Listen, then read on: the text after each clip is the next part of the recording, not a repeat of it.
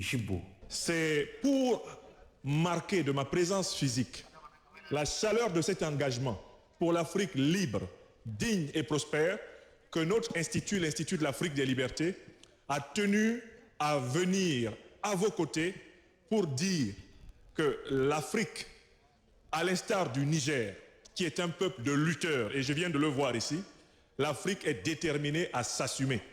Ceux qui viennent en amis auprès des Africains pourront coopérer avec les Africains. Ceux qui viennent en ennemis seront combattus.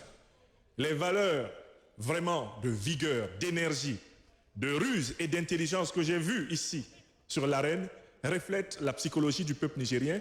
Et il était important de ne pas être simplement cet intellectuel qui parle par les livres, par les réseaux sociaux. Je veux être un intellectuel qui vit au centre de mon peuple, qui est engagé au centre des siens et qui vit les réalités des siens. Le professeur Franklin Nyamsi a également saisi cette occasion pour rendre un hommage au président de l'Alliance des États du Sahel, dont il qualifie d'étoile polaire de la révolution panafricaniste du XXIe siècle. Ce sont les présidents Goïta, Traoré et Tiani.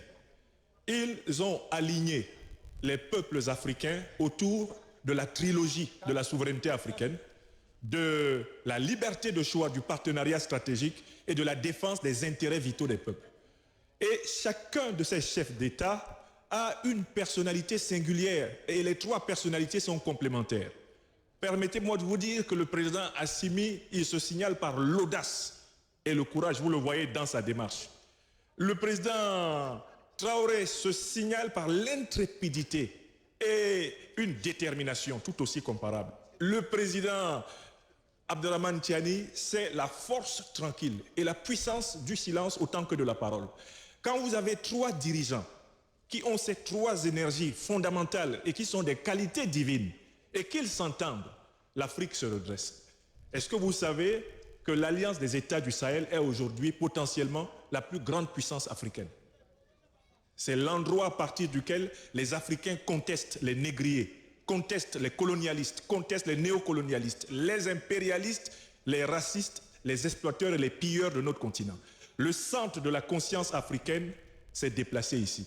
Et cela grâce à ces trois peuples, grâce aux trois organisations qui dirigent ces trois pays et grâce aux trois hommes qui incarnent l'avenir de l'Afrique. Depuis que le CNSP est là, on est vertical, on est debout. On est fier, on est droit. Le professeur Franklin Nyamsi a également mis à profit sa visite dans la capitale de l'Aïr pour animer une conférence débat à l'université d'Agadez avec comme thème le réveil d'un titan, rôle des réseaux sociaux et la jeunesse africaine dans la conquête d'une souveraineté assumée et la résilience du continent. Pour le deuxième thème, sur le positionnement stratégique, géopolitique et souveraineté des pays membres de l'AES, risques et perspectives.